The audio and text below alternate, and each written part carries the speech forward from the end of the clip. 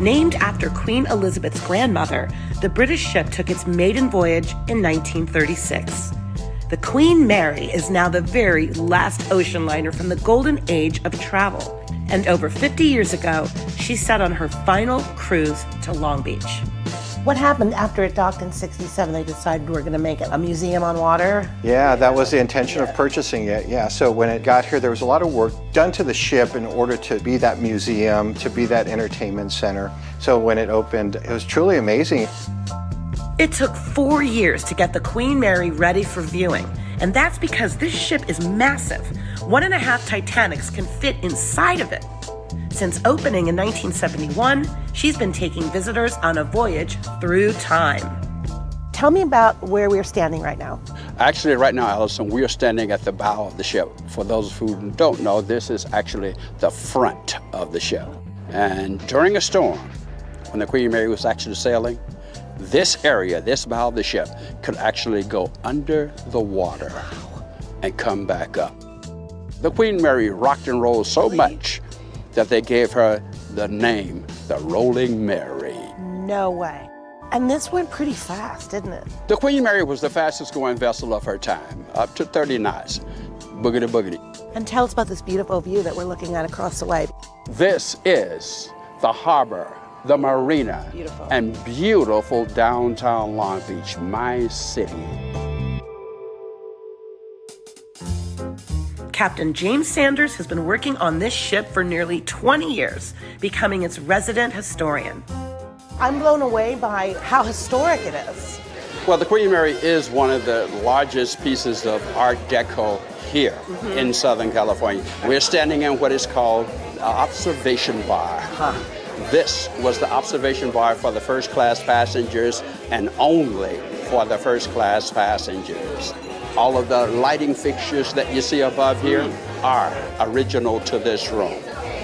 The painting over the bar is original. It is by Alfred R. Thompson, entitled The Royal Jubilee Week. And the bar itself, well, the bottom of it is shaped just like a beer barrel. But once upon a time, the alcohol was removed, and the ship became home to over 16,000 soldiers and military personnel. Tell me about World War II. World War II, this area that we're standing in right now, was also a bedroom here on board the Queen Mary. They actually had standee bunks in this area. Standee bunks are stacked 3 to 5 high. And a soldier would sleep in a bed for 8 hours, get up. Another soldier would sleep in the bed for 8 hours and get up. And those beds never, ever got cold. That was called a warm bunking system. Wow. Guests can even stay in the same room that Winston Churchill used during the war. We always like to tell people, like, if you're going to stay here, you're not really just staying in a room. You're staying on the whole ship. It's amazing how the ship preserves not just artwork, but just the furniture, the fixtures. It's beautiful.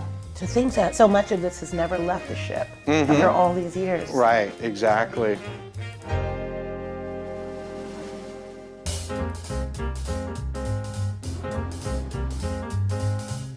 Whoa, this is beautiful. Oh my goodness, Captain, this is incredible. Is this where well, obviously entertainment was in this room. Entertainment, first class, unsurpassed entertainment for the first class passengers.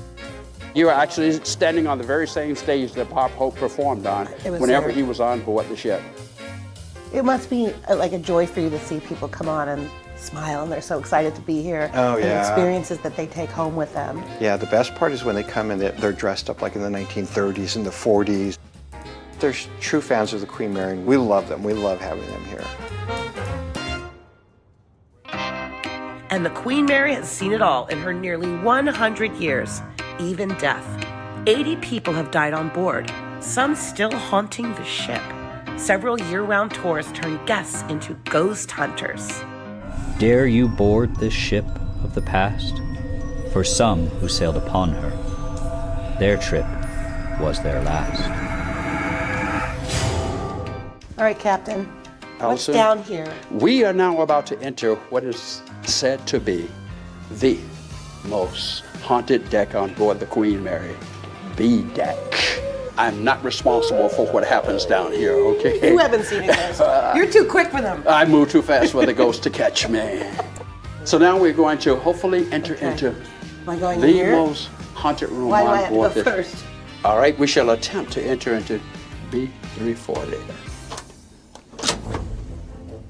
Hello, we're coming in.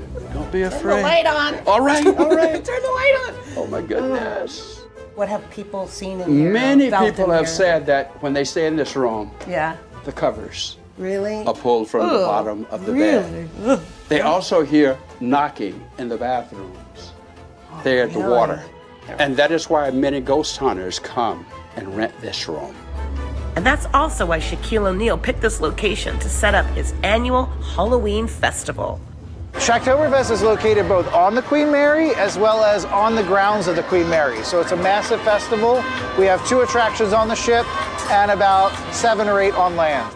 Is there anything about Shacktoberfest that's different than any other Halloween carnival? First off, we're partners with Shaquille O'Neal. Shaquille O'Neal likes everything that's larger than life. Larger than life fun, larger than life scares. Shacktoberfest, baby! Yes! There's nothing like it anywhere in Southern California or the United States where you have a huge festival that does scary, does entertainment, does the theme bars and lounges, has the historic Queen Mary right here, and then brings in all that energy from Shaq.